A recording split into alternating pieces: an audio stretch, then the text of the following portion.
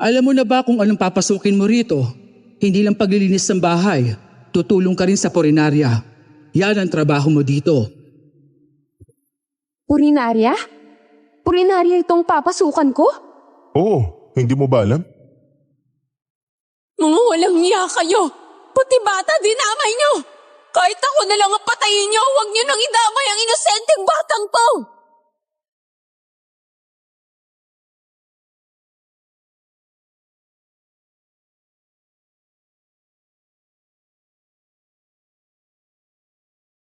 Magandang araw po, Miss Esperanza. Simula pagkabata, ako na ang naging breadwinner sa pamilya. Ako yung tipong gagawin ng lahat para sa mga kapatid ko at sa magulang ko.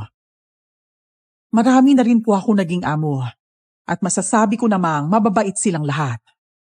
Pero may isang pangyayari talaga sa buhay ko na hindi ko makakalimutan. Yung time na nawalan ako ng trabaho at napilitan akong umuwi sa probinsya. Pagbalik ko doon, nakahanap agad ako ng mapapasukan. Mag-asawang may-ari ng punerarya. Nung una, akala ko mababait sila. Pero may tinatago pala silang sikreto sa likod ng punerarya. Ako nga po pala si Carmen. At ito ang aking kwento. Bago ko simulan ng storya, huwag kalimutang mag-subscribe bilang suporta sa ating channel.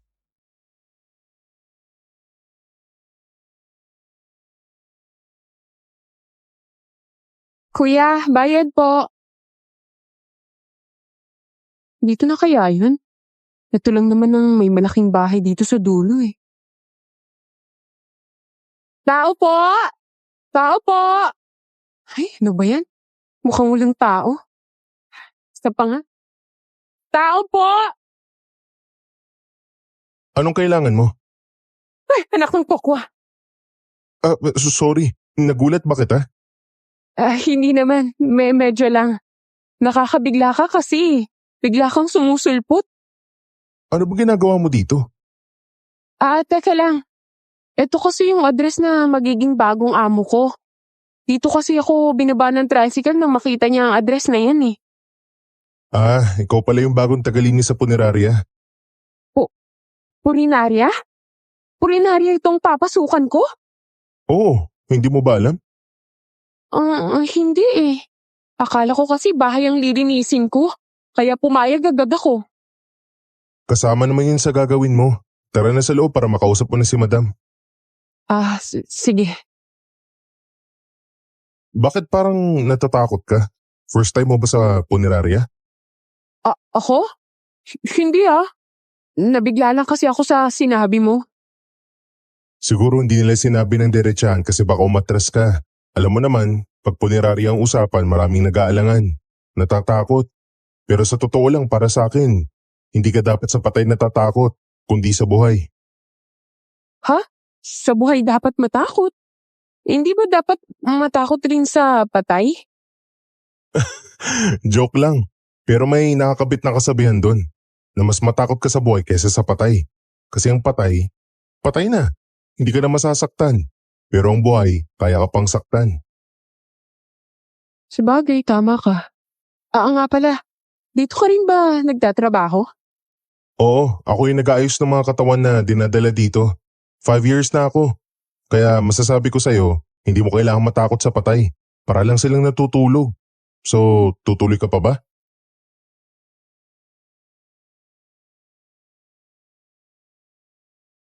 Napatigil ako sa tanong ng lalaki. Para bang may humahawak sa akin nang hindi ko may paliwanag. Tiningnan ko ulit ang malaking bahay na pagtatrabahuan ko. Mula pa lang sa labas ng gate, ramdam mo na ang sobrang katahimikan ng lugar. Pero may kung anong kakaibang aura na hindi ko mawari. Sinantabi ko muna ang kaba ko. Kailangan ko talaga ng pera. Kahit anong marangal na trabaho, kaya kong pasukin. Ang dati ko kasing amo, umalis na ng bansa. Wala naman akong passport o kahit anong papeles, kaya hindi nila ako naisama. Muli akong bumalik sa realidad nang magsalita ulit ang lalaking nasa harapan ko.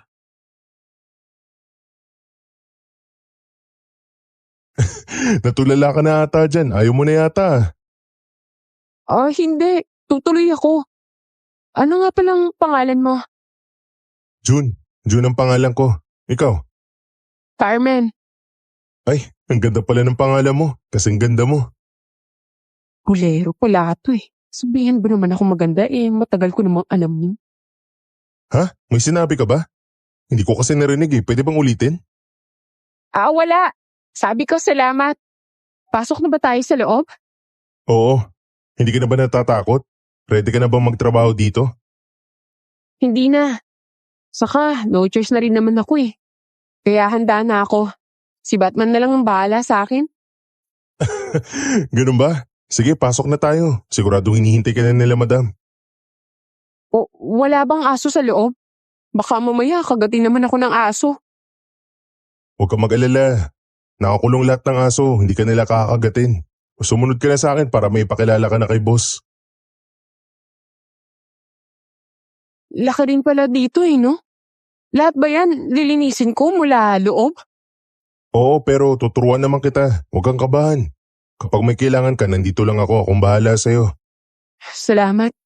Pakiramdam ko tuloy, sobrang bait mong tao. Madali tayong magkakasundo niyan eh. Sana nga. Ayun, si madam. Oh, June, bakit ngayon ka lang? Kanina pa kita hinahanap eh. Oh, sino yung kasama mo? Si Carmen po, Madam Nora. Siya daw po yung bagong mamamasukan dito sa punerarya.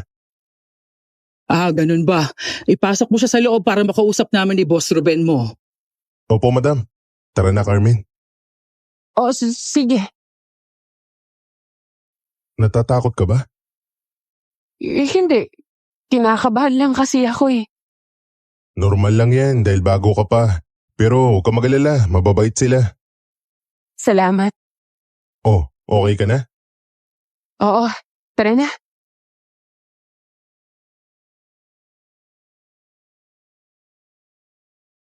Inikot ko muna ang paningin ko sa paligid bago sumunod kay June. Mataas ang bahay, pero halatang may kalumaan dahil may mga bitak-bitak na ang ilang bahagi ng dingding at kupas na rin ang pintura. Ang halamanan ay puro tuyot at mistulang matagal nang hindi nadidiligan. Hindi rin kalayuan, napansin ko ang sasakyang ginagamit para sa mga kabaong kapag inihahatid na sa huling hantungan. At katabi nito, may isa pang bahay na nakadikit halos. Mabigat ang hangin. May halong amoy ng formalin at bulok na bulaklak. Sa mga bintana naman, may mga puting kurtinang bahagyang nakabuka. Parang may matang nakasilip mula sa loob.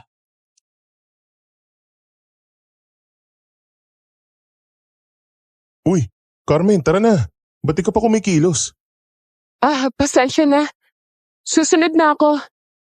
Oo nga pala. Ayaw ng mga boss natin yung parang tatanga-tangang gumalaw. Lalo na yung parang depokpok. Gusto nila alerto ka pag may inuutos. Mabait naman sila. Sinasabi ko lang para alam mo na agad yung ayaw nila. Naiintindihan ko. Salamat. Wala yun. Sana tumagal ka dito para hindi kung sino-sino lang yung kasama ko araw-araw. Walang nakakatagal sa lugar na to? Wala masyado eh. Bakit naman? Akala ko ba mabait yung amo natin? June, iwan mo na dyan ang gamit niya. Kakausapin na namin siya. Nandiyan na pala si madam. Opo madam. Carmen, dito ka muna. Labas lang muna ako. Umupo ka na iha. Kakausapin ka namin. Opo, Anong pangalan mo, iha? Carmen de la Fencia po. Ilang taong ka na? Saan ka nakatira? 25 years old po. At sa kabilang bayan po ako nakatira. Dati na rin po ako naging kasambahay sa Maynila at 9 na taon po ako doon. Kaya marunong po ako sa gawaing bahay. 9 na taon? Ibig sabihin bata ka pa lang, nagtatrabaho ka na. Opo kailangan ko po kasing kumayod para po sa pamilya ko. Walo po kasi kaming magkakapatid At sa akin po umaasa yung iba kong kapatid. Lalo na po sa pag-aaral nila. Si tatay naman po kasi stroke. kaya hindi po siya makapagtrabaho at kailangan rin po niya ng gamot. Kaya po ako nandito dahil sobrang kailangan ko po talaga ng trabaho eh. Alam mo na ba kung anong papasukin mo rito? Hindi lang paglilinis ng bahay. Tutulong ka rin sa purinarya. Gusto ko laging malinis, walang kalat, walang mabaho. Yan ang trabaho mo dito. Naintindihan ko po. Kakayanin mo. Sa totoo lang po, natatakot ako. Pero kakayanin ko po para sa pamilya ko. Pipilitin ko pong maging matapang saka matatag. Para po may support na lang ako sa mga kapatid ko. Ang mahalaga naman po sa akin yung marangal na trabaho eh. Kung ganon, pasok ka na. Pasok na po ako? Oo, Iha. Pwede ka na mag-umpisa. Nako, maraming salamat po. Pangako po, hindi po ako magiging pasaway. Mabuti. At bago ka magsimula, isang beses lang sa isang buwan ang day off mo. Kayong dalawa lang ni June ang tauhan namin. Don't worry, malaki naman sahod mo kaya hindi ka lugi. Ayos lang po sa akin. Kung ganon, tawagin ko na si June para maituro niya ang tulugan mo. Ito na yung kwarto mo, Carmen. Salamat sa paghatid yun ah. Wala yun. Kumusta sila, madam? Ayos naman sila sa'yo? Oo, sa tingin ko, mukhang mababait naman sila at madaling pakisamahan. Sabi ko sa'yo mabait yung mag-asawa. Sigurado magugustuhan mo sila. Pagkatapos mo dyan sa gamit mo, punta mo lang ako sa labas para maturo ko yung mga gawain mo. Sige. Salamat nga pala dyan ah. Wala yun. Basta kung may kailangan ka, lapit ka agad sa akin para matulungan kita.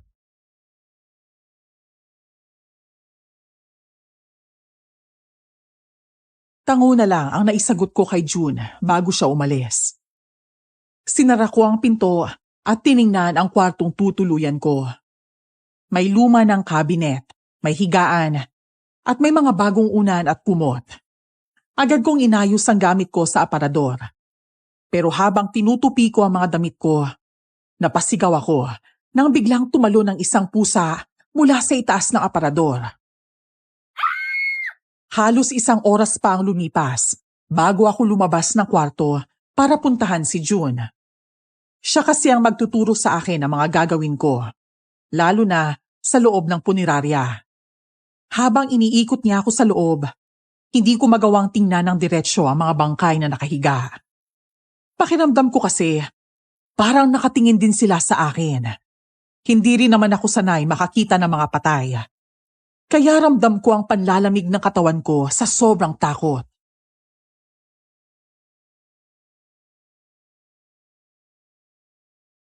Oh, Carmen, nakinig ka ba sa mga sinabi ko kanina? Oo. Tandaan mo itong punerarya dapat maagapan mo palagi yung linis para hindi bumaho. Yung mga panlinis nandun sa dulo, sa puting cabinet. Doon mo kukunin at ibabalik ng maayos. Tapos yung mga ventilasyon, linisin mo rin lagi Pagkatapos, buksan mo. Ayaw ni madam ng kahit anong alikabok. Naiintindihan ko. Huwag kang mag-alala. Tatandaan ko lahat ng sinabi mo. Sundin mo lang yun para tumagal ka dito. At isa pa, dun sa likod, huwag kang papasok sa lumang pintuan. Bawal yun. Magagalit si na madam. Bakit naman bawal doon? Basta, huwag ka na magtanong. Sa ilang taong kong nagtatrabaho dito, sinunod ko lang talaga yung utos nila. Huwag mong gagawin ng bawal at huwag mong lalapastanganin yung ayaw nila. Para hindi ka mapahamak. O sige, mauna na ako Gawin mo na yung mga gagawin mo. May ayusin pa akong bangkay.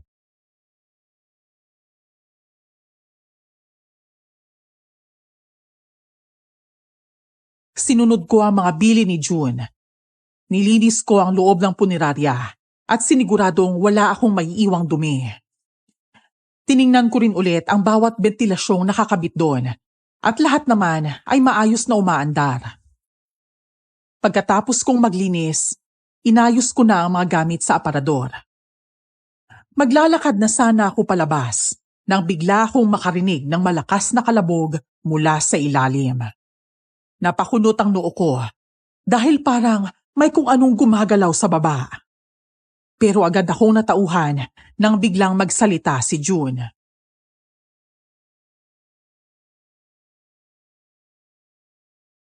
Kanina ka pa tinatawag nila madam pero tahimik ka lang. May problema ba?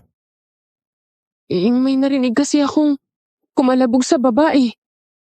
Huwag mo nang pansinin yun. Malamang pusa lang. Pumunta ka na kay na madam. Baka may papagawa sila sa'yo. Oh, sige. Bilisan mo na, ayaw nila madam yung mabagal kumilos. Madam, pinapatawag niyo daw po ako? Papalinis ko sana sa'yo yung buong bahay. Maalikabok na kasi. Ilang araw nang hindi nalilinis. Ayos lang ba? Oo naman po, ayos lang po.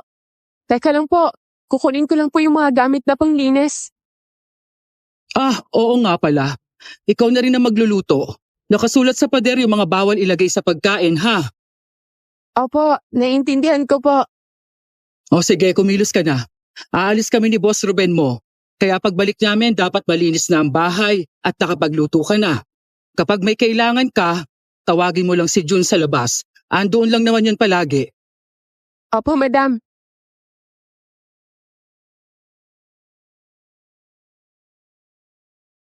Pagkaalis ni na Madam Nora, nagsimula na akong maglinis sa sala gaya ng iniutos niya.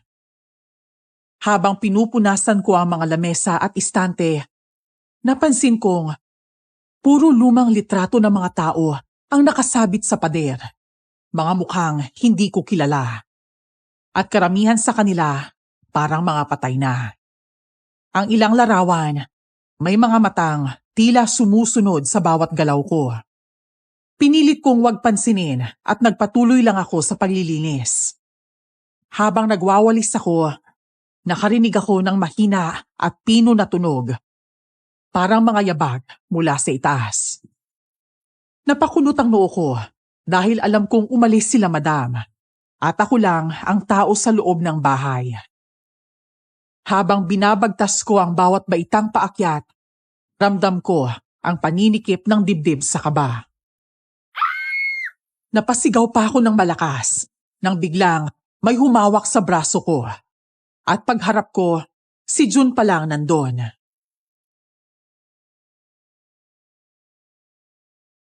Anong ginagawa mo? Kanina pa kita tinatawag. May naririnig kasi ako sa taas eh, na parang naglalakad. Naglalakad? Ikaw lang naman yung tao dito sa loob. Pusa lang yun, huwag mo nang isipin. Kamusta pala yung niluluto mo? Baka dumating na sila madam. Kapag wala silang naabutang pagkain, nako, tsak magagalit yun.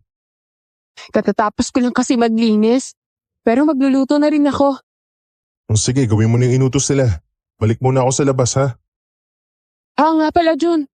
Ano ba yung mga bawal ilagay sa lulutuin ko?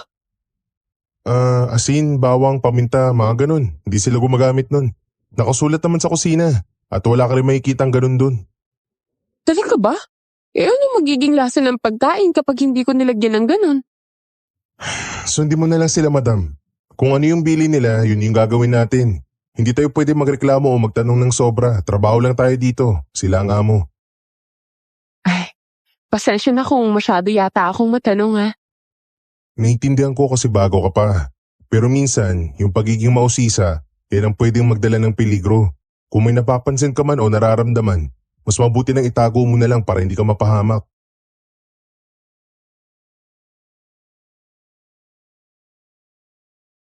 Dahil sa mga sinabi ni June, hindi ko maiwasang magtaka. Tiningnan niya pa ako ng mabuti, kaya nag-umpisa na ako maglakad papuntang kusina. Pagdating ko ron, sobrang linis ng lutuan, pati ng mga kasangkapan. Maayos ang pagkakapatas ng mga pinggan at plato. Mga mukhang mamahalin at parang bawal madumihan. Wala ring asin, bawang, sibuyas, paminta o luya. Napakamot na lang ako sa ulo dahil hindi ko alam kung ano ang pwede kong iluto. Puro gulay lang ang nandun, pati itlog. Pagtingin ko sa mga nakasulat sa pader, nakalagay na ang lulutuin ay bulang lang. Sinunod ko na lang ang bawat nakasulat sa papel at naglaga rin ako ng itlog at kamote.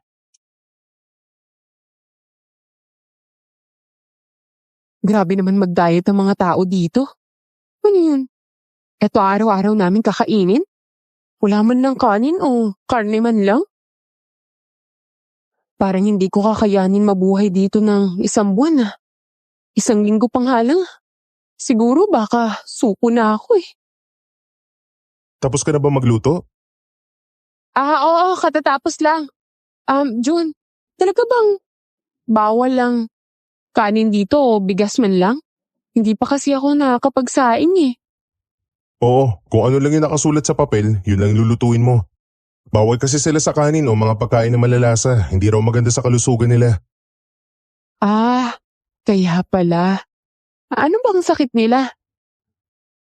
Sa totoo lang, hindi ko rin alam. Kung gusto mo, ikaw na lang magtanong kay na madam. At kung ayaw mo sa pagkain dito, pwede ka namang lumabas. Sa may kanto merong kainan. Sa kanto pa? Di ba malayo yun dito? Oo, pero dun lang may tindahan eh. Yung nadaanan mong taniman sa pagpasok, lupa pa ni madam yun. Kaya sa mismong labas ka pa makakabili.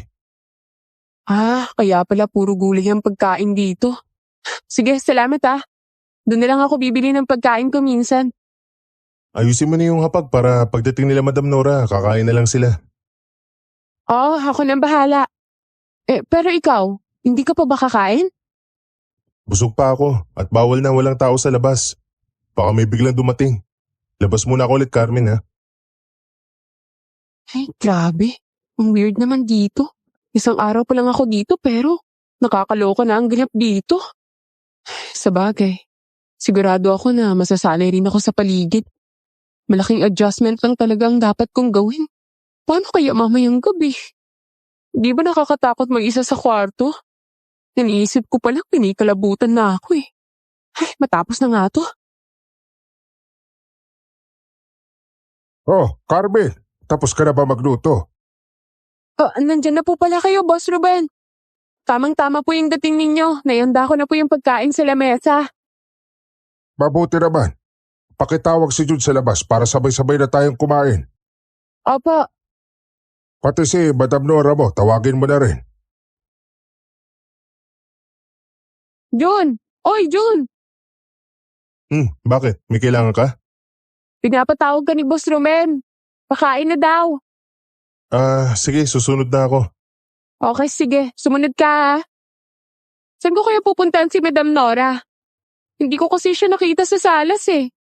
Baka nasa kwarto nila, second floor, yung pinto na pinakadulo.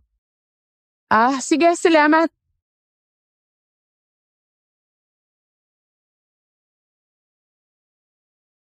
Habang paakyat ako sa hagdan, ramdam ko ang unti-unting pagbigat ng dibdib ko.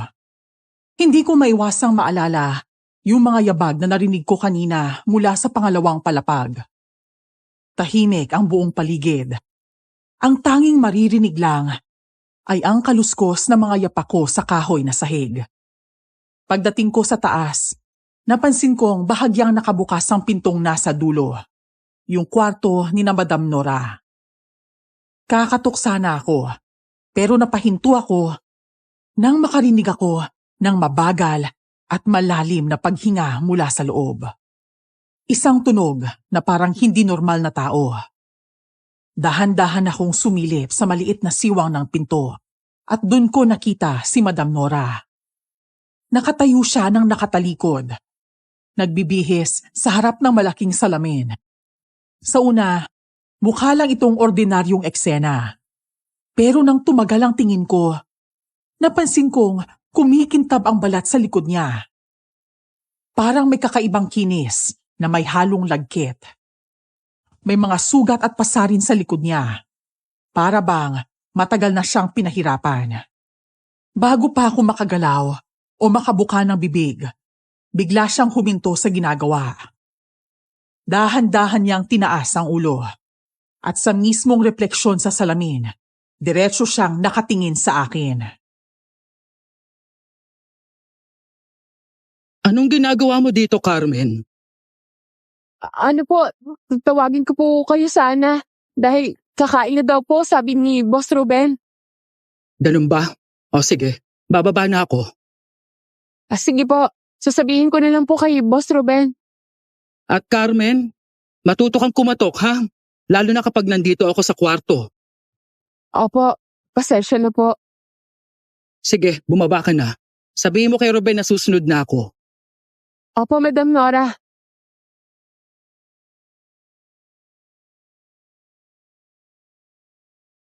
Yumuko muna ako bago tumalikod kay Madam Nora. Pasimple siyang ngumiti, pero wala akong mabasa sa mga mata niya. Parang walang buhay. Agad akong bumaba, pero hindi pa rin mawala sa isip ko ang nakita ko sa likod niya. Pilit ko yung inaalis sa utak ko, lalo na't naaalala ko ang bili ni June. Pagdating ko sa dining area, nakaupo na si Boss Ruben pati si June. Napatingin sa akin si June at ang nasukli ko lang ay isang pilit ng ngiti.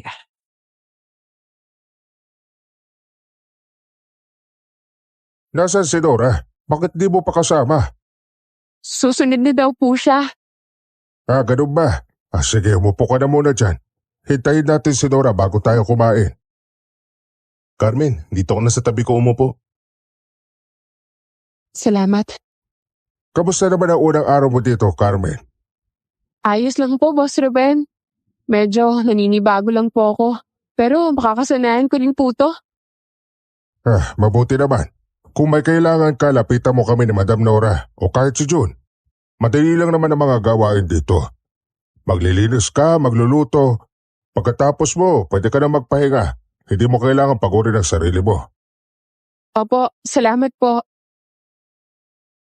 Ay, nandiyan na pala si Nora. Pwede na tayo magsimulang kumain.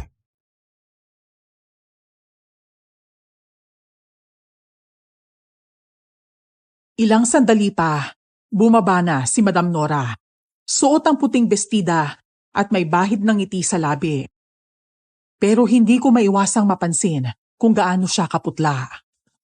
Umupo siya sa tabi ng asawa niya at agad silang nagsimulang kumain.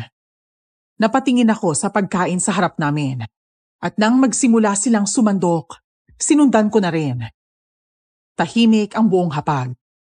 Walang kahit sinong nagtatangkang magsalita.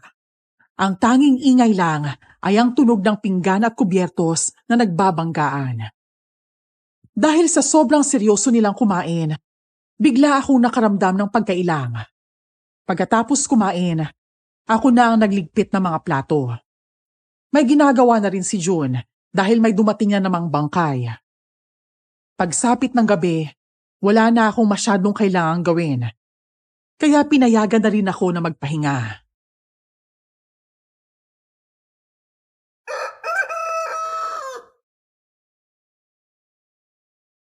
Magandang umaga, Carmen. Kumusta tulog mo? Medyo puyat lang. Siguro namamahay pa ako. Sakit nga ng ulo ko eh. Normal lang yan sa umpisa. Ako noon, ganito rin. Sobrang tahimik dito. Tapos parang may kung anong vibe na nakakakilabot. Akala ko nga may multo eh. Para lang tanga, di ba? Hindi naman. Kahit nga ako, ganyan din eh. Pero baka nga tama ka. Hindi ko kailangang matakot sa multo. Dahil sa buhay dapat ako matakot. Nga pala, uupisan ko ng maglinis para makapagluto na rin ako. Sige, may asikasuhin din ako. Tao po! Tao po!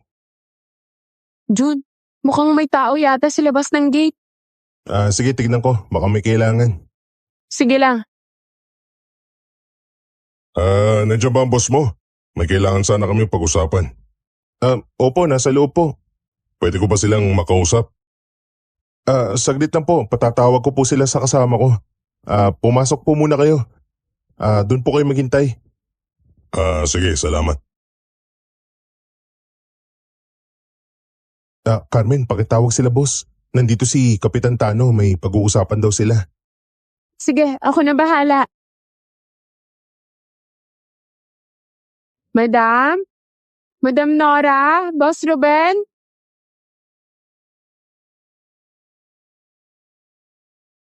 Bakit, Carmen? May kailangan ka? May bisita po kasi sa labas, hinahanap po kayo. Sino raw? Si Kapitan Tano daw po. May kailangan yata po sa inyo eh. Ganun ba? Sige, sabihin mong bababa kami. Ipagtimpla mo muna siya ng kape. Apo, Boss Ruben. Sige. Asikasuhin mo muna siya. Dala mo ng kape ha. Carmen, pababa na ba sila boss? Pababa niyo daw sila. Pinagtitimpla nila ako ng kape para sa bisita eh. Ay, hindi na kailangan. Busog pa ako. Kakakape ko lang sa amin. Nandito lang ako para makausap ang mga boss nyo. Teka, bago ka lang dito? Opo, taga kabilang bayan po ako.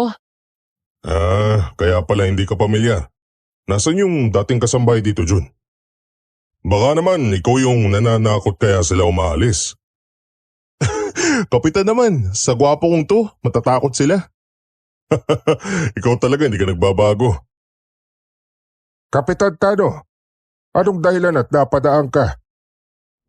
Gusto ko sanang makausap ka, Ruben. Baka naabala ko kayo. Ikaw pa, Kapitan. Hindi ka abala. Carmen, naitimpla mo na ba ang kape? Ay, hindi pa po, Madam Nora. Kasi po, Ako na po ang tumanggi. Kakakape ko lang sa amin. Nandito lang ako para makausap kayo mag-asawa. Ayos lang ba? Sige. Doon tayo sa sala. Ano ba ang pag-uusapan natin? May napansin ba kayo sa mga bangkay na dinadala sa inyo? Alam niyo namang sunod-sunod ang patayan dito. Hanggang ngayon, walang makahanap ng gumagawa. May napansin ba kayo kahit malit na detalye? Nako, Kapitan. Ilang beses na namin sinuri ni Dora. Pero gaya ng sinabi ko noon, wala kaming makita. Parang pinagtripan lang sila.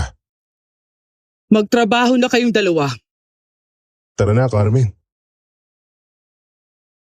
June, Bakit? narinig mo yung usapan nila?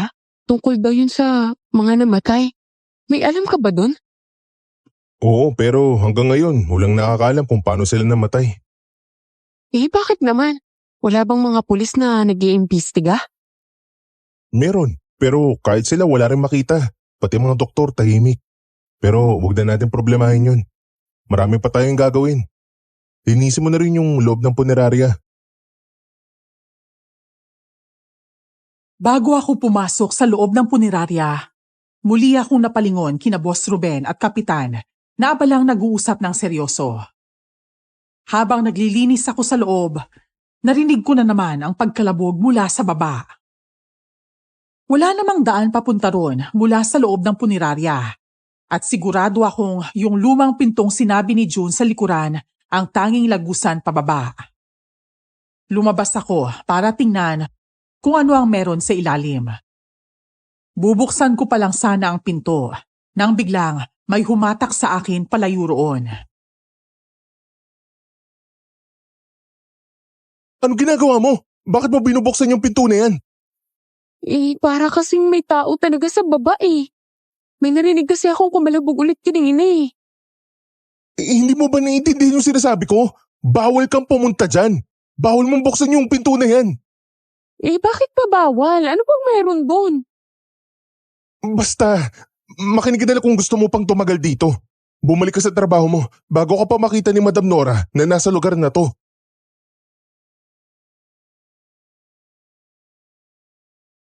Dahil sa mga sinabi ni June, hindi na mawala sa isip ko ang tungkol sa lumang pinto sa likod ng punerarya. Para kasing may tinatago doon na hindi dapat makita ng kahit sino. Ayoko mang isipin na may iligal na ginagawa ang mga boss ko sa lugar na yon, pero yun lang talaga ang pumapasok sa utak ko. At dahil na rin sa naging sagutan namin ni June, nakaramdam ako ng pagkailang sa kanya. Hindi ko na rin siya makausap ng maayos dahil ilang beses na akong umiwas sa kanya.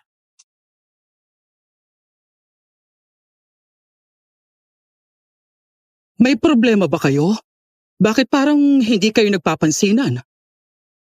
Wala po, Madam Nora. Sigurado ka ba? June, baka inaaway mo si Carmen ha? Hindi po, Madam. Mabuti. Mahirap pag may kaaway sa trabaho. Kung may problema kayo, ayusin ka agad. Maliwanag. Opo, Madam.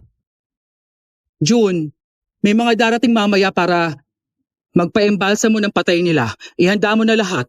May lalakarin lang kami ni Boss Ruben. Madam Nora, pwede po kaya akong lumabas? May bibilin lang po sana ako dun sa tindahan sa labas.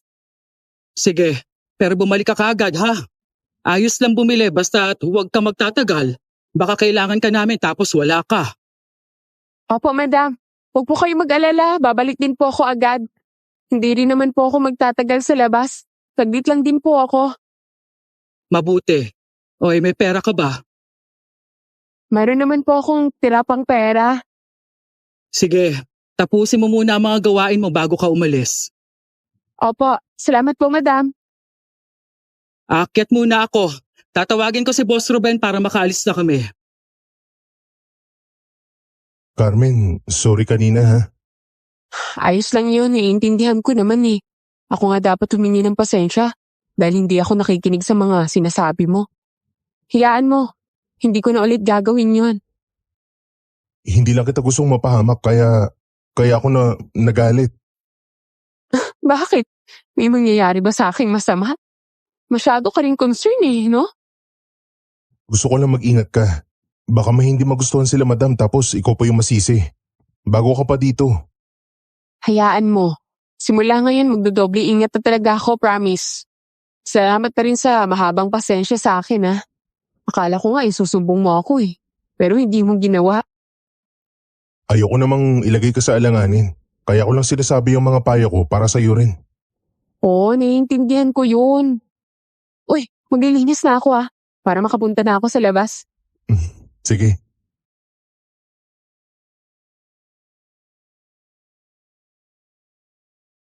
Pagkatapos ng halos 1 oras ng paglilinis at pagluluto, nagpasya na akong lumabas muna para mamili. Wala na rin naman akong ibang gagawin dahil tapos na ang lahat. Habang naglalakad ako palayo, muli kong tiningnan ang bahay na pinagtatrabahuan ko. Wala kang makikitang kapitbahay sa paligid. Puro malawak na taniman lang. Tiningnan ko rin ang malaking bahay ni na Madam Nora. At sa unang tingin pa lang, para na itong haunted house. Hindi ko alam kung bakit. Pero may kung anong kakaibang pakiramdam ang sumasagi sa akin tungkol sa lugar na yon. Isang bagay na ang hirap ipaliwanag. Binilisan ko na lang ang lakad ko dahil malayo pa ang labasan.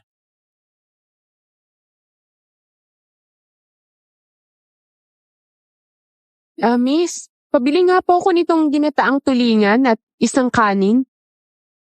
Dito mo ba kakainin, Mars? Hindi po. Dun po sa pinagtatrabahuan ko. Parang bagong mukha ka dito ah. Saan ka ba nagtatrabaho, Mars? Kila Boss Ruben po at Madam Nora. Sa may Purinaria po. Kasambahay po ako doon. Ay, doon ka pala. Grabe, Mars. Hindi talaga tumatagal ang mga kasambahay nila. Parang buwan-buwan may bago silang pinapasok. Talaga ba? Ay, oo, Mars. Tapos ang dami-daming sabi-sabi. Yung ibang babae raw na nagtrabaho doon, bigla na lang hindi nakikita. Isang beses nga may pamilya raw na nagwala sa tapat ng bahay nila. Kasi hindi nila mahanap yung babaeng pumasok doon kina Madam Nora. O ano daw pong nangyari dun sa babae? Bakit siya umalis kila Madam Nora? Mukha naman po silang mabait eh. Hindi rin namin alam. Pero sa amin, mabait naman yung mag-asawa. Lagi silang tumutulong sa barangay. Lalo na kapag may kailangan yung mga tao dito. Sila ang unang nilalapitan, tsaka mabilis pang tumulong. Baka naman po ayaw lang talaga nila o natatakot sila kaya po sila umalis. Pwede rin. Tsaka isipin mo, Mars ha, punerarya yun. Kung ako, isang araw pa lang na matutulog doon, matatakot na ako, no? Ito na yung binili mo. Masarap yan. Salamat dito. Ano nga palang pangalan mo? Tanya. Bagay sa akin, di ba?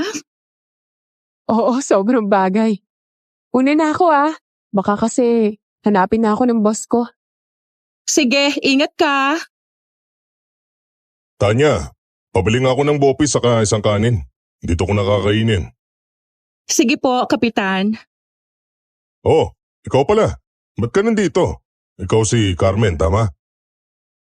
Opo, ako nga po. Anong ginagawa mo dito? Bumili lang po ako ng pagkain. Nga pala, Carmen. Dahil ako naman ang kapitan dito, gusto kong sabihin na mag-iingat ka. Bakit naman po ako mag-iingat? Ano po bang meron? Ganito kasi, dito sa lugar namin, madami nang namamatay. Hanggang ngayon, hindi pa namin alam ang dahilan. Kaya habang nandito ka, mas mabuting huwag ka nang lumabas sa gabi. Sa oras kasi na yon, madalas may namamatay. May seguridad naman kami, pero lagi pa rin kami nauunahan. Ano po bang klaseng pagpatay ang ginagawa sa kanila? Baka naman po adik na pinagtitripan na yung mga tao. Yun din ang unang akala ko. Pero iba yung nangyayari. Mainit pa yung katawan nila, pero mukha nang naagnas. Tapos may kagat sila lagi sa leeg. Kaya naisip ko, baka aswang ang may gawa. Aswang po? Kapitan Tano, hindi naman po totoo yung mga aswang. Pag sinabi mo yan sa pulis, siguradong hindi kayo paniniwalaan. Kaya nga nagtatanong ako kina Ruben at Nora. Gusto ko talagang malaman kung ano yung sanhi ng mga pagkamatay dito. Mga 1 buwan na ang nakalipas. Kaya ikaw, huwag ka talagang lalabas ng gabi ha, para hindi ka mapahamak. Oh, ayos na ba yung pagkain ko? Opo, Kapitan. Nandoon na sa mesa. Puntahan niyo na po bago lumamig. May sabaw na rin. Salamat. Oh, Carmen, kain muna ako ha. Opo, Kapitan. Salamat nga po pala ulit ha. Tanya, una na ako ha. Sige, ingat ka. Balik ka ulit ha.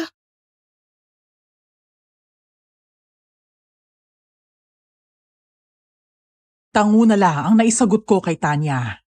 Kailangan ko na talagang magmadali dahil baka hinahanap na ako ni June. Tirik na rin ang araw.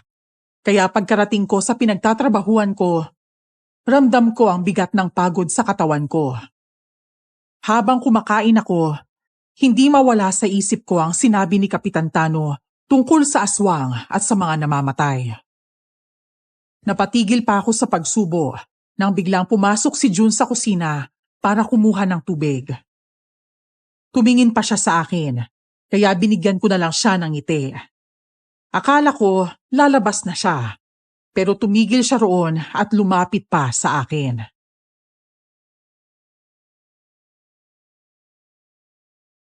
Medyo natagalan yata yung balik mo kanina. Dinaldal kasi ako ni Tanya yung nagtitinda sa karinderya. Ang bait nga eh. Tapos nakakatuwa rin siya. Saka dumating din si Kapitan Tano. Medyo nakipagkwentuhan lang din ng kaunti. Tungkol saan naman? Noong sa mga nawawala at namamatay dito sa barangay. Pinag-iingat niya rin ako. Kesyo daw, hindi pa raw nahuhuli ang gumagawa nun. Saka may nasabi rin si Kapitan Tano tungkol sa aswang eh. Bakit? Anong meron sa aswang? Naniniwala daw siya na aswang ang gumagawa nun. Aswang yung pumapatay ng ganun. Ikaw, naniniwala ka ba na aswang ang napatay dito sa baryo? Hindi. Hindi totoo ang aswang. Kaya huwag kang basta naniniwala sa ganyan. Ay, sabagay, tama ka. Kahit nga ako hindi rin naman ako masyadong naniniwala. Nga pala. Lagi kang may nililinis na bangkay. Pero wala naman ako nakikitang dumarating. Anong oras ba dumarating yung mga katawan pa ng bangkay? Hindi mo na kailangang alamin yun. Ang trabaho mo dito ay maglinis, hindi makiusisa. May mga bagay na hindi mo dapat pinakikialaman. Seryoso naman nun. Lagi na lang siyang galit. Kala ko pa naman nung una mabait siya. Pero ang sungit niya minsan gawin ko na nga lang yung trabaho ko.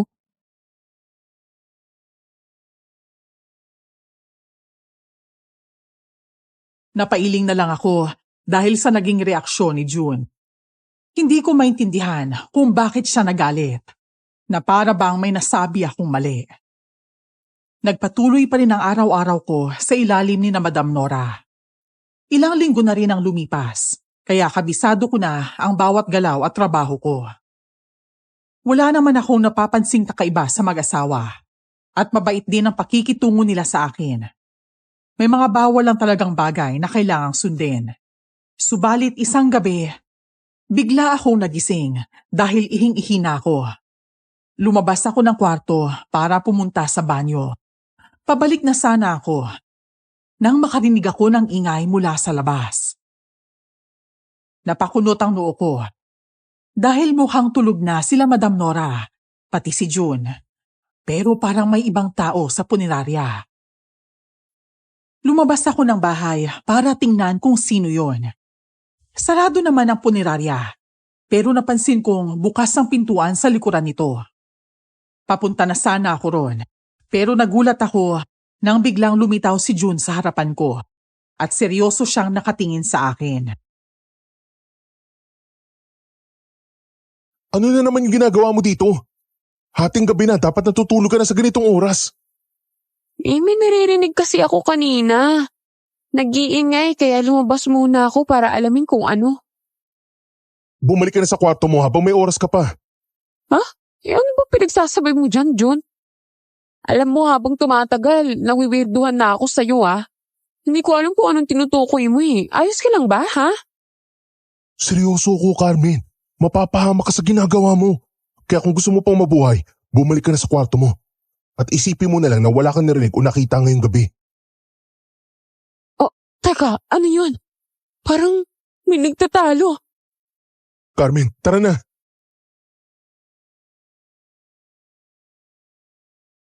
Hindi ako nagpahinto kay June at naglakad pa rin papunta sa likuran. Pero nagulat ako nang bigla niya akong hatakin at takpan ang bibig ko. Nanlaki ang mga mata ko nang makita kong may batang babae na lumabas mula sa lumang pintuan ng punerarya. Nagmamadali na para bang may humahabol sa kanya. Tutulungan ko na sana siya, pero agad akong pinigilan ni June at doon lumabas ang dalawang nilalang. Mahahaba at makakapal ang buhok nila. Gumagalaw na parang may sariling buhay. Mahahaba ang mga dila nila, matatalas ang mga pangil, at maging ang mga kuko nila ay nakakakilabot sa talas. Ang balat nila, sobrang tuyo na parang isang haplos lang ay magbibitak-bitak. Napasinghap ako nang bigla nilang ipulupot ang mahahaba nilang buhok sa katawan ng bata, hanggang sa unti-unti itong manghina at tuluyang natumba. Nanginginig ang mga paa ko habang pinapanood ko silang hinihila ang bata pabalik sa lumang pinto.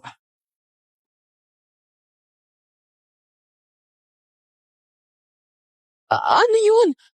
Bakit may ganun Hindi ko maintindihan. Dahil hindi sila normal. Aswang sila. Kaya sana naman maging leksyon na to sa'yo.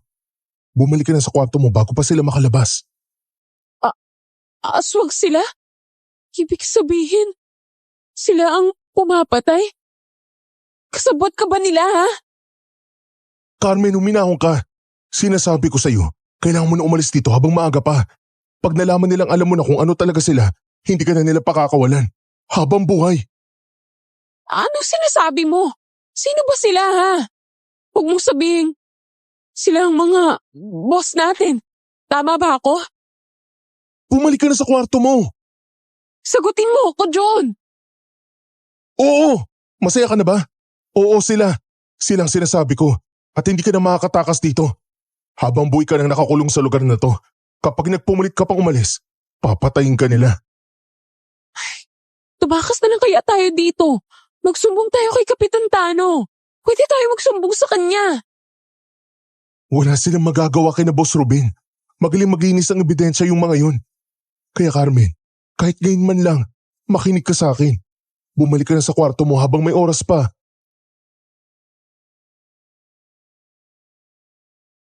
Pagbalik ko sa kwarto, tulala ako. Ramdam ko ang panginginig ng mga paa at tuhod ko. At hindi ako makapag-isip ng maayos. Ang daming gumugulo sa utak ko. At higit sa lahat, yung takot na pwedeng mangyari sa akin ang pinakamasakit tanggapin. Kinabukasan, hindi ako makapagtrabaho ng maayos. Bukod sa wala akong tulog, paulit-ulit na sumasagi sa isip ko ang mga nakita ko kagabi. Ilang beses din akong tinitingnan ni June at sa bawat galaw ko, napapansin ko siyang nakamasid sa akin. Nagpaalam ako kina Madam Nora na bibili sa labas. Pero ramdam kong sinusundan ako ni June. Kaya kahit gusto kong magsumbong, hindi ko magawa. Hoy, Carmen, tulala ka dyan. May problema ka ba? Pwede ka naman magsabi sa akin. Wala. Hala, wala daw. Tingnan mo nga yung itsura mo. Para kang nakakita ng multong ewan. Siguro may nagpaparamdam sa trabaho mo, no? Sira, hindi naman totoo yun eh. Naniniwala ka sa ganun? Siyempre! Wala namang masamang maniwala, di ba? Sa aswang nga pwede tayong maniwala. Lalo na't may namatay na namang bata kagabi, sabi ni Kapitan Tano. Bata? Oo, bakit? Kasi Magandang araw, Tanya. Anong ulam meron dyan? Hoy, June! Ikaw pala. Ulam ba? Oo, masarap ba luto nyo ngayon? Aba, syempre. Kailan ba kami nagluto ng hindi masarap? Ikaw talaga, patawa ka. Sige, sandukan mo na ako. Yung masarap sana. Saka isang balot ng kanin. Okay, boss. Kahit anong ulam, basta masarap. Oo. Tapos ka na bang bumili? oo. Katatapos lang. Sabay na tayong umuwi. Bakit mo ako sinusundan na? Dahil alam ko may pwede kang sabihin na hindi maganda. June, pumapatay ang mga taong pinagsisilbihan mo. Bakit mo ba sila pinoprotektahan na? Dapat nga mas piliin mong gawin ng tama kaysa protektahan ng mga taong yun. Hindi ko sila pinoprotektahan, Carmen. May kailangan ako sa kanila, kaya ako nandito. Nananatili ako sa tabi nila dahil gusto kong gumanti. Kaya kung ano man ang binabalak mo, itigil mo. Sinisira mo yung plano ko. Ano pang plano mo Sige na, sabihin mo na sa akin. Anong plano mo sa kanila? Ang patayin sila. Patayin sila? Bakit mo sila papatayin? Yun ba ang plano mo? Ang mahiganti ang asawa mo? Pinatay nilang nanay ko. Hindi ko sila mapapatawad. Kaya huwag kang makialam kung ayaw mo madamay sa gulong to. Pinipigil lang di kitang umalis para hindi ka matulad sa mga naging kasambahay nila, Madam Nora. Marami na silang napatay. Kung gusto mong mabuhay, manatili ka at manahimik. Yun ba ang ginagawa mo? Kahit alam mong may mga pinapatay sila Hindi mo pa nililigtas sa mga nagiging biktima nila at hinahayaan mo na lang silang mamatay? Ano pong pinagkaiba mo sa kanila Hindi mo ako maintindihan. Dahil hindi naman ikaw yung nawalan Huwag kang magsalita na parang alam mo kung gaano kasakit mawalan ng magulang. Naiintindihan ko ang sinasabi mo. Ang sa akin lang, bakit mo hinahayaan nilang gawin yun? Pwede kang magsumbong sa pulis o kaya kay Kapitan Tano. Hindi mo kailangan manahimik dyan. Kapag nagsumbong ako, ano bang magagawa nila Wala. Mapapatay lang din sila ni na Boss Ruben. Kita mo naman yung nangyari sa batang namatay. Ganun din ang pwede nilang gawin sa kanila o sa'yo kapag hindi ka nanahimik. Kaya kapag gumawa ka ng gulo, ako ang makaharap mo. Hayaan mo akong gumalaw. Huwag kang makialam. John! John! Ano ba, John?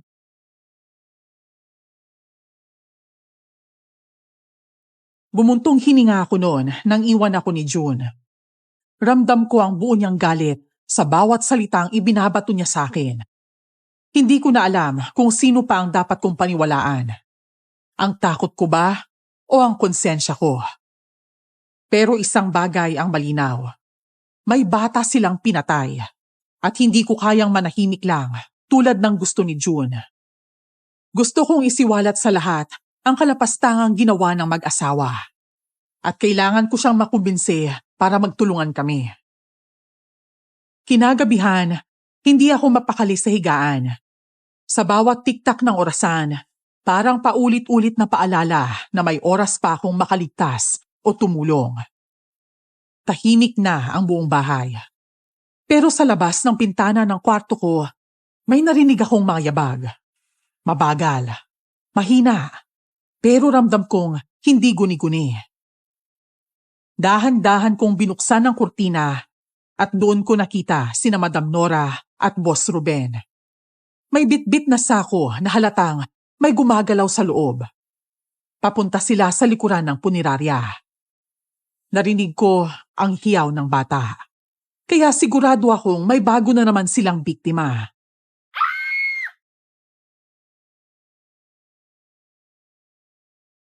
Ano na naman ba binabalak mo, Carmen? Hindi ko ba sinabi sa'yo, huwag ka na makialam?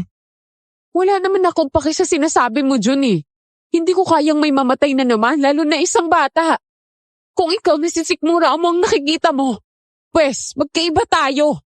Dahil hindi kaya ng konsensya ko na manahimik na lang. Gusto mo talagang mamatay? Sa ginagawa mo, mas pinabibilis mo lang ang buhay mo. Yung ba ang gusto mo, ha? Kung mamamatay ako, ayos lang.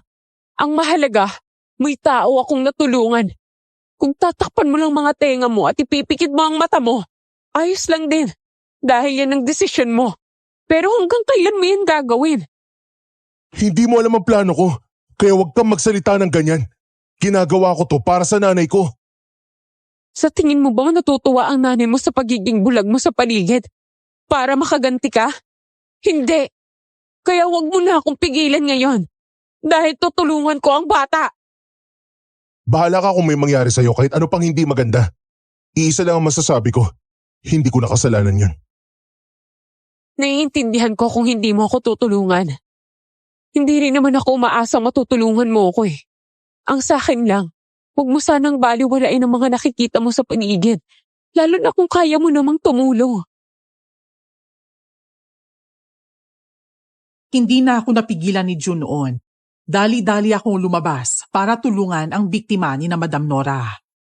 Tahimik akong naglakad papunta sa punerarya. Sinisiguro kong hindi ako mahahalata ni na Boss Ruben at Madam Nora. Maingat kong binuksan ang lumang pinto at bumungad ang hagdan pababa. Habang bumabagtas ako, sumalubong ang amoy na halo ng formalin at malansa, malapot na dugo. Napasapo ako sa bibig ko dahil sa tindi ng baho. Pagdating ko sa ibaba, nakita ko ang bata. Nakagapos ang kamay at paa, habang ang mag-asawa naman ay parang nasa sarili nilang mundo. Napakunot ang noo ko nang makita ko silang tinatahi ang likod ng isang bangkay. At sa paligid ay nakapaligid ang maraming itim na kandila. May binubulong silang dasal habang hawak-hawak ang katawan ng bangkay. At dahil doon, mabilis akong lumapit sa bata para kalagan siya. Huwag ka maingay. Aalis tayo dito. Tutulungan kita. Opo, ate. Tara na po. Maglakad na po tayo. Uy, lintik. Bakit ka nandito? Sa tingin mo, bahayaan ko kayo mapahamak? Tara na, iligtas muna natin yung bata. Pero ngayon lang to, Carmen. Wala nang kasunod pa. Salamat. Kumilos na tayo. Baka mapansin na ni na Boss Ruben na wala na yung bata. Oh, bata. Huwag ka mag-alala ha. Magiging ligtas ka sa amin. Itatakas ka namin dito. Maraming salamat po sa inyo. Saka ka na magpasalamat, bata, kapag nakatakas na tayo dito. At sino namang nagsabi sa inyo na pwede kayong tumakas, ha? Madam Nora? Boss Ruben? Akala nyo ba hindi namin napansin? Nagkakamali kayo. Hindi namin hahayaang makalis kayo rito. At ikaw bagong salta pa lang, gumagawa ka na ng gulo. Dapat nanahimik ka na lang. Hindi ko kayang manahimik kung alam kong may mali kayong ginagawa. Kung ang iba kayang gawin yon, pas hindi ako ganun.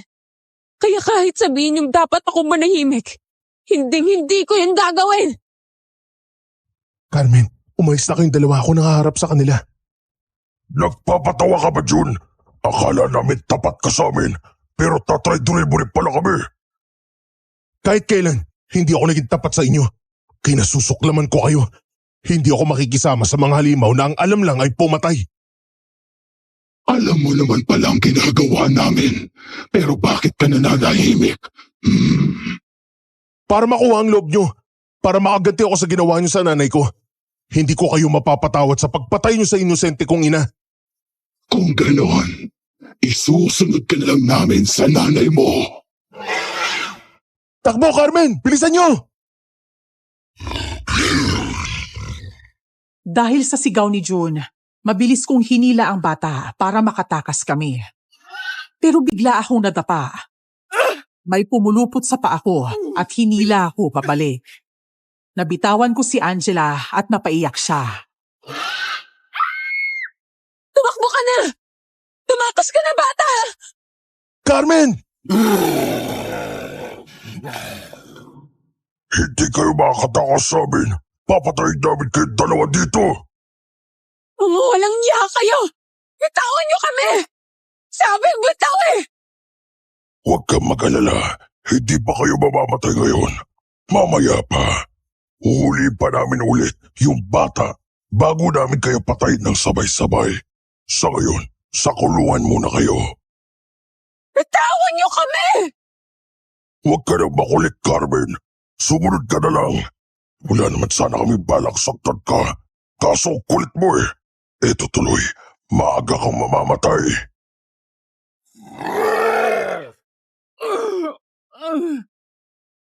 Pinulupot ng mag-asawa ang buhok nila sa katawan naming dalawa ni June. Sa kanila kami kinaladkad papunta sa isang selda. Bago sila umalis, sinigurado pa nilang nakalak ng mahigpit ang pinto. Sobrang kaba ang bumalot sa akin noon. At mas lalo akong natakot para sa bata. Baka mahuli siya ng mag-asawa at wala na talagang paraan para makatakas. Si June naman, pilit niyang inaalis ang pagkakalak ng kandado. Kung ano-anong bagay ang hinahanap niya para masira yon. Pero wala pa rin siyang nagawa. Tinulungan ko na rin siya. Sabay naming sinisipa ang parte kung saan nakakabit ang padlock. Pero sobrang tibay ng bakal ng selda. Kahit paulit-ulit naming tadyakan, hindi man lang yon kumilos. Lintik, kailangan natin makatakas dito. Sigurado kung papatayin nila tayo pag hindi tayo nakahanap ng paraan. Paano natin gagawin yun? Hindi ko alam. Pero kailangan natin mag-isip. Hindi tayo pwede maghintay lang dito. May pardibli ako dito. Kaya mo bang gamitin yun para mabuksan niyang padlock? Pahiram, susubukan ko. Teka lang. Eto na oh. Sana gumana to. Kailangan natin makatakas. Hindi ko magat yung pardible. Dapat kawad, mas matibay-tibay sana. Subukan mo lang. Baka magawan mo pa ng paraan. Pilit niyang binubuksan ang padlock. Pero habang lumilipas ang oras, lalo akong kinakabahan. Baka bumalik na ang mag-asawa. At wala na nga kaming nagawa nang bigla silang lumitaw. Dala-dala ang bata. Ipinwesto nila ito sa loob ng selda kasama namin. Kaya agad ko siyang kinuha habang umiiyak siya. Naawa ako sa kanya. Puno ng galos ang braso at paa. Pati ang mga tuhod niya puro gasgas. Halatang takot na ang bata sa nangyayari. Tiningnan ko ang mag-asawa. Pero para bang wala lang sa kanila ang lahat. Para pa nga silang natutuwa sa ginagawa nila.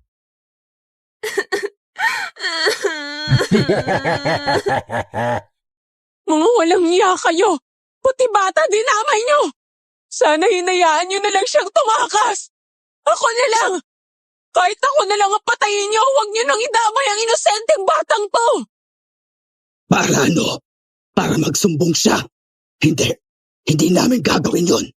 Lahat kayo mamamatay dito. Mga wala kayong puso!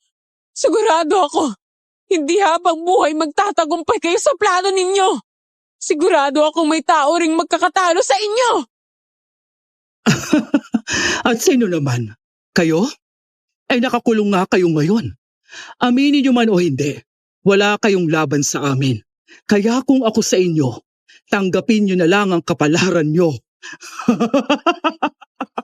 Umpisahan na natin ang ritual, Nora, para mabuhay na ang mga bagong tagasunod, mga magiging aswang natin. Anong sinasabi nila? Gumagawa sila ng bagong mga aswang. Tayo ang alay. Papatayin nila tayo para mabuo yung mga nilalang na gusto nilang paramihin. Ibig sabihin, pinaparami nila ang lahi nila? Oo, Carmen, gano'n na nga. Gusto ko na umuwi. Gusto ko na pong bumalik sa lola ko. Huwag ka na mag-alala. Makakaalis tayo dito.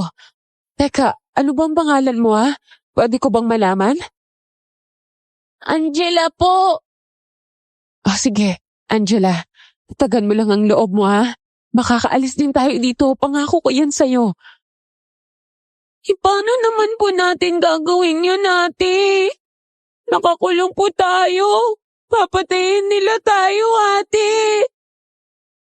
Sigurado ako makakagawa tayo ng paraan para makatakas dito. Bakit niyo po ako tinutulungan, ate? Hindi po kayo mapapahama kung hindi niyo po ako tinulungan eh. Dahil hindi ko rin naman kayang may mamatay ulit. Hindi yan kaya ng konsensya ko. Napakabait niyo naman po, ate. Sigurado po ako matutuwa si Lola kapag nakilala niya kayo. Hayaan mo, kapag nakaligtas tayo dito, dadalhin kita sa Lola mo. Sana nga po, ate. Malabo na makaligtas tayo dito. Sigurado ko mamamatay rin tayo kung hindi tayo makalabas sa selda na to. Ano ba? Huwag mo naman takutin yung bata. Nagsasabi lang ako ng totoo, Carmen. Alam ko naman ang sinasabi mo eh. Pero bata yung kausap mo.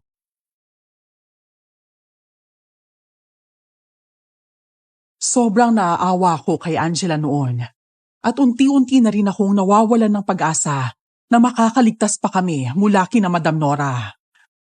Naiiyak na rin ako, pero pinipilit kong tibayan ang loob ko. Ang Diyos na lang talaga ang pinanghahawakan ko sa mga oras na yon. Alam kong kaya niya kaming iligtas kahit gaano pa kadelikado ang sitwasyon namin. 1 oras ang lumipas bago nila kunin si Angela. Pilit naming nilabanan ni June ang mag-asawa. Pero masyado silang malalakas. Si Angela naman, iyak ng iyak habang hinihila siya palayo. Gusto naming tulungan ang bata, pero hindi namin magawa dahil nakakulong kami. Sobrang nag-aalala ko para sa kanya at natatakot sa kung ano pa ang pwedeng gawin sa kanya ng mag-asawa. Bitawan niyo siya! Huwag niyo siyang gagalawin! Ate! Kuya! Tulungan niyo po ako! Ayoko ba pang mamatay? Parang awan niyo na po! Huwag niyo po ako sasaktan! Huwag kang mag-alala. Saglit lang ito. Para ka lang matutulog. Parang awan niyo na po!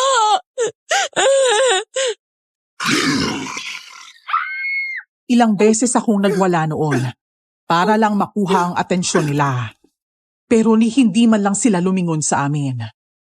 Hanggang sa bigla na lang kaming nagulat nang may sumigaw mula sa itaas at isang matandang babae ang bumulaga sa paningin namin.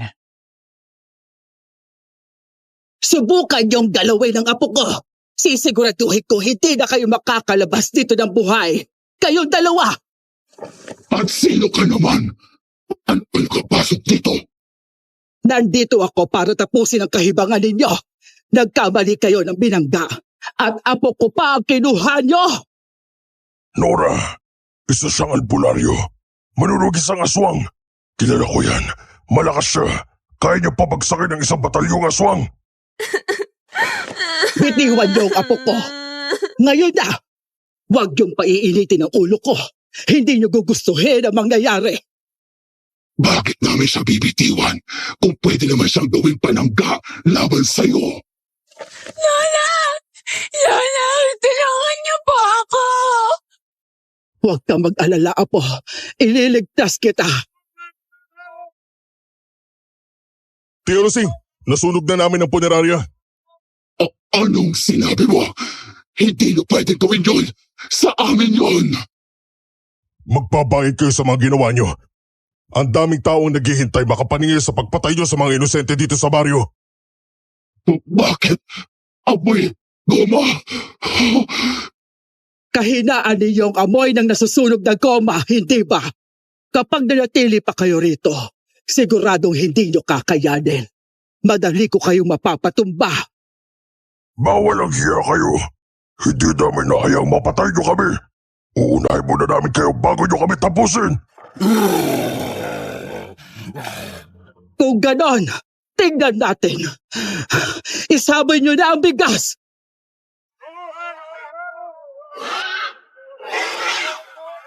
Dahil sa sinabi ng matandang babae, agad na isinaboy ni na kapitan ang kalahating sako ng bigas sa sahig. Napakunot ang noo ko noon nang biglang magwala ang mag-asawa. Nabitawan pa nila ang bata at isa-isa nilang pinulot ang mga butil ng bigas para ilagay sa lalagyan. Dahil doon, nagkaroon ng pagkakataon si Angela para tumakbo. Kinuha niya ang susi at mabilis na iniabot kay June. Binuksan agad ni June ang padlock, kaya nakalabas kami sa selda.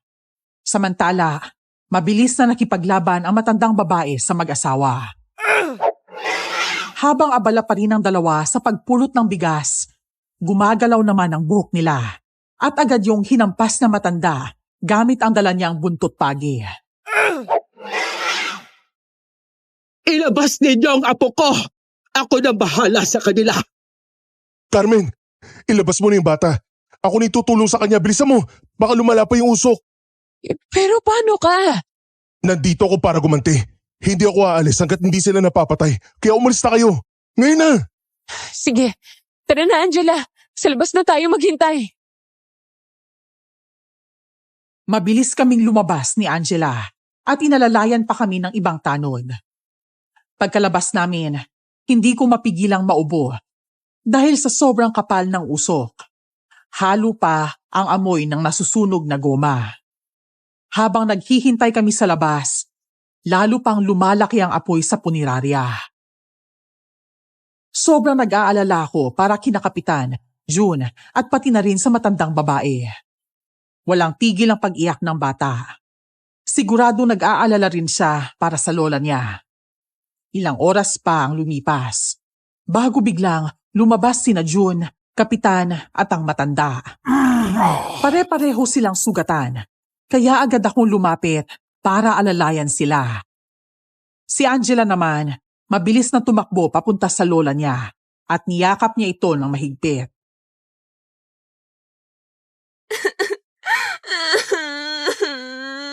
Apo, ayos lang si Lola. Huwag ka na umiyak.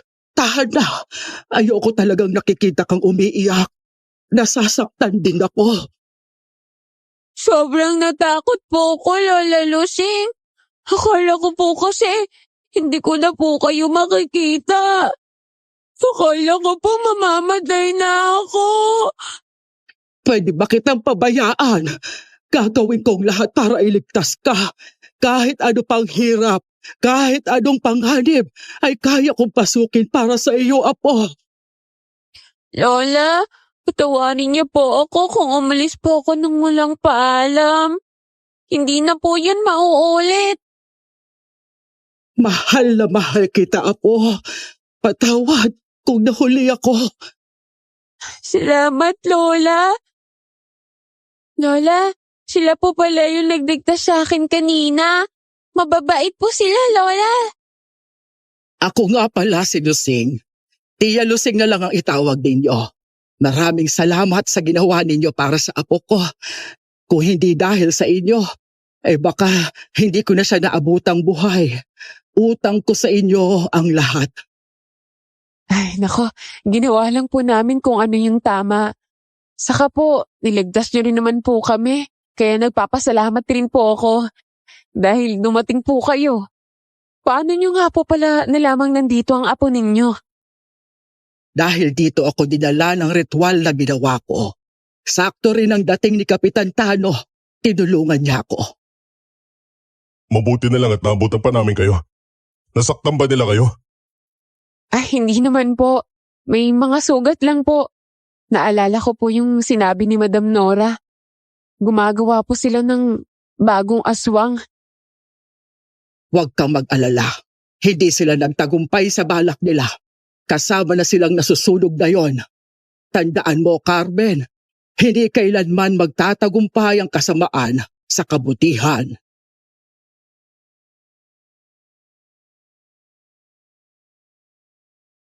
Dahil sa sinabi ni Tia Lusing, napatingin ako sa puniraryang tinutupok na ng apoy. Marami na rin ang nagsisidatingang usisero dahil sa laki ng sunog. Dinala kami ni Kapitan sa center para doon gamutin ang mga sugat namin. Pagkatapos ng lahat ng nangyari, para itong isang malaking aral para sa akin na dapat kilalanin muna ang pinapasukan. Dahil hindi lahat ng amo ay may kabutihan sa puso. Hindi porket pinakitaan ka ng maganda, mabuti na silang tao.